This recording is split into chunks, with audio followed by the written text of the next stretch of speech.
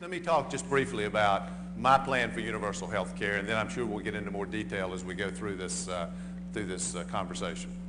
Basically, what we do is cover all Americans. In my plan, there are shared responsibilities.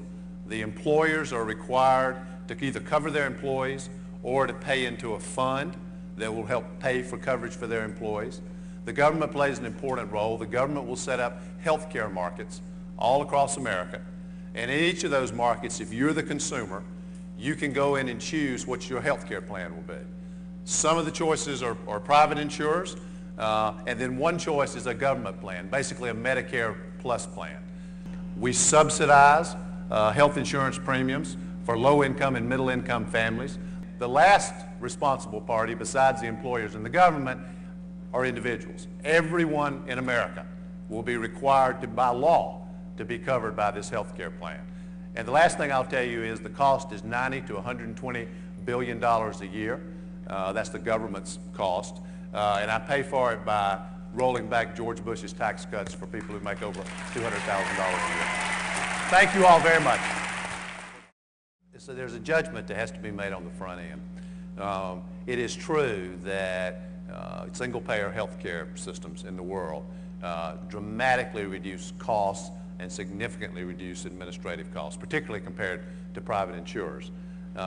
It's also true that a lot of people who are listening to this forum like the health insurance they have now and would like to keep it. And my judgment is, number one, to get it done so that we don't spend another decade arguing about whether we keep the system we have now or actually have universal health care. I think this system, my proposal, a truly universal plan and a bold plan, but doesn't go directly to single payer, can be accomplished. I think it can be accomplished politically. I think we can get support from across the political spectrum, and we'll accomplish a lot of what we want to do. Second, it does give people choice. And I think Americans have become accustomed to having choice, and I think they want to be able to choose what their health care plan is. Now, it may be that this gravitates toward a single-payer plan because they will have a Medicare Plus choice. And if that's the case, then the whole system could go in that direction. But you'll decide that. The joke I always make about it is that American people have heard so many politicians for so long say, oh, we're going to have universal health care, we're going to transform the way we use energy in America, we're going to end poverty in America, and in the process, we're going to eliminate the federal deficit. They probably got a bridge in Brooklyn they want to sell you too. I don't think it can be done, and I think